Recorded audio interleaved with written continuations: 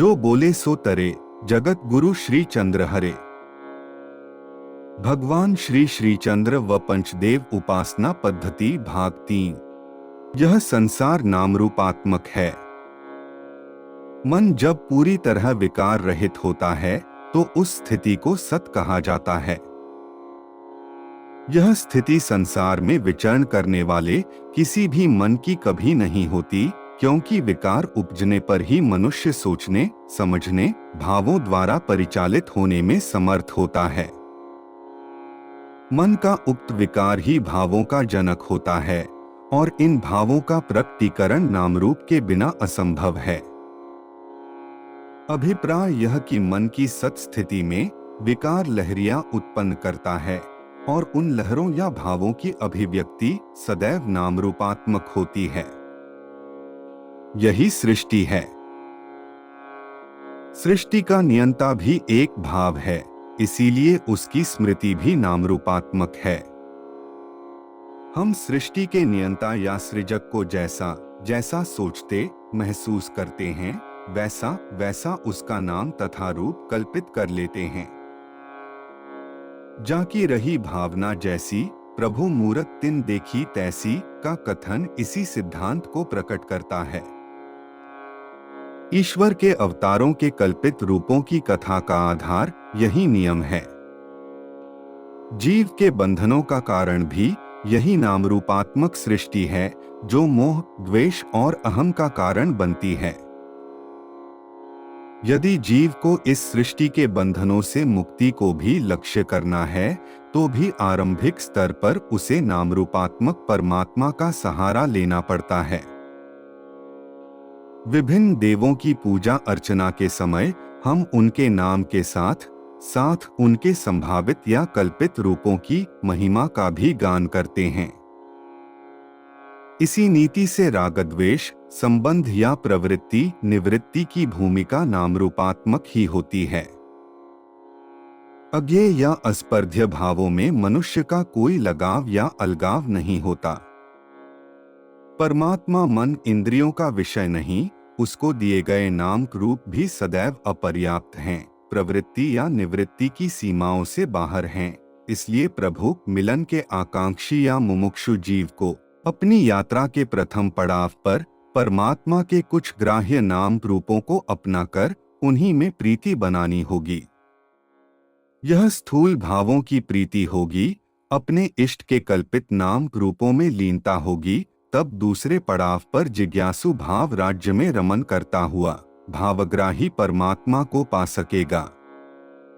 तात्पर्य यह कि नाम रूपात्मक सृष्टि यदि बंधन का कारण है, तो नामरूपात्मक दैवी कल्पना मुक्ति का मूल भी है। इसीलिए हमारे ऋषियों मुनियों ने मूर्ति पूजा का विधान किया है। मूर्ति को नाम दिया होता है, रूपाकार भी उसका होता है, और जब उस मूर्ति के नाम और रूप की सूक्ष्मता को समझकर मनुष्य उसमें मन को स्थिर करता है, तो यही सगुण उपासना होती है। सगुण में चित्त रमता है तो उपासक का मन रूपाकार के सूक्ष्म अर्थों के वशीभूत होकर बिना रूपाकार के भी अपने इष्ट में तल्लीन हो जाता है। उदाहरणार्थ मां सरस्वती की मूर्ति देखें। शुभ्रवसना तेजस्वी मातृशक्ति हंस पर विराजती है। चारों हाथों में वीणा, माला, पुस्तक और कमल मौजूद हैं। यह विद्या की देवी है। शुभ्र वसन, तेजस्वी मुख, मंदहास, मातृ शक्ति की निर्मलता, क्षमता और उदारता के प्रतीक हैं। वीणा कला की, माला अभ्यास की, पुस्तक ज्ञान की और कमल विमलता के प्रतीक हैं। हंस नीर, क्षीर विवेक का प्रतीक है। अर्थात मां सरस्वती विद्या की देवी जीवन में कला, ज्ञान, अभ्यास, शुभ्रता, निर्मलता, उदारता, विवेक और मस्तिष्कीय क्षमता की प्रदायक है।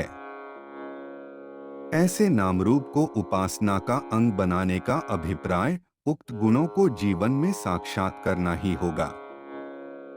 इसी प्रकार अन्य देवी देवताओं के सगुण रूपों की कल्पना शास्त्रकारों ने की थी। सगुणों उपासना के माध्यम से निर्गुण तक पहुँचने की यह विधि सांसारिक जीवों के लिए सहज और सग्राह्य है। इसीलिए भगवान श्री श्रीचंद्र ने अपने उपदेशों में भाव जगत में मूर्ति पूजा या सगुणों उपासना को भी महत्व प्रदान किया।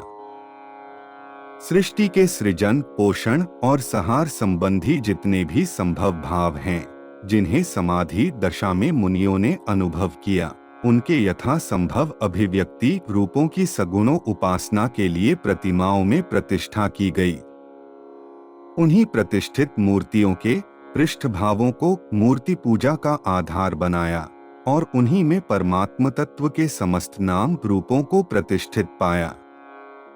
उन्हीं की आराधना के सगुण आधार से निर्गुण उन्मुख उपासना करके मोक्ष पथगामी बनने की संभावना को बल मिलता है। इसीलिए भगवान श्री श्रीचंद्र ने अपने अनुभूत 5 अभिव्यक्त नाम रूपों को पंचदेव रूप में प्रतिष्ठित किया और एक ही समय उक्त पांचों की सेवा पूजा का विधान ही पंचदेवोपासना कहलाता है।